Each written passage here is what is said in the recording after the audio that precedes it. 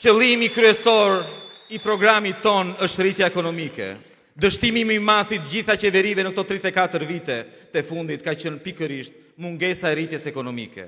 Ne kemi një plan të qartë dhe konkret për transformuar Shqipërinë në një vend ku çdo qytetar mund të ketë sukses nëpërmjet punës, këmbguljes dhe dëshirës për t'ia dalë. Ne besojmë se ndryshimi fillon me përgjysmimin e taksave për qytetarët dhe bizneset.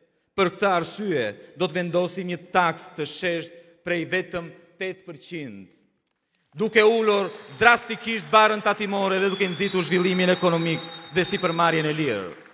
Administrata publike sot është e mingarkuar dhe e fryrë me shpenzime të panevojshme dhe luksi të papranueshëm.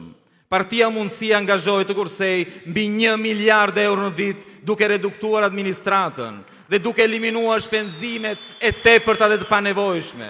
Këto fonde do të financojnë uljen e taksave dhe përmirësimin e shërbimeve publike. Për të garantuar stabilitetin politik dhe transparencë financiare, Shqipëria do të adoptoj euron si monedhë kombëtare. Kjo mas do të eliminoj kostot e panevojshme të këmbimit valutor, do lehtësoj bizneset dhe eksporteve dhe do rrisë besimin e investitorëve vendas dhe të huaj në ekonominë tonë. Një tjetër hap i rëndësishëm do të jetë lufta frontale ndaj korrupsionit dhe nepotizmit. Ne do të anullojmë të gjitha koncesionet dhe PPP-t në hetim nga spaku për korrupsion.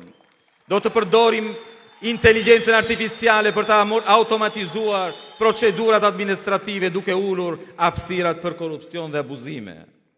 Në këtë luftë kundër korrupsionit, mbështetja jonë për SPAK do të jetë absolute. Ne do të sigurojmë financim dhe kompetenca të zgjeruara ligjore për këtë institucion, duke garantuar drejtësi të pavarur dhe për t'i dhënë fund pandëshkueshmërisë së zyrtarëve të korruptuar.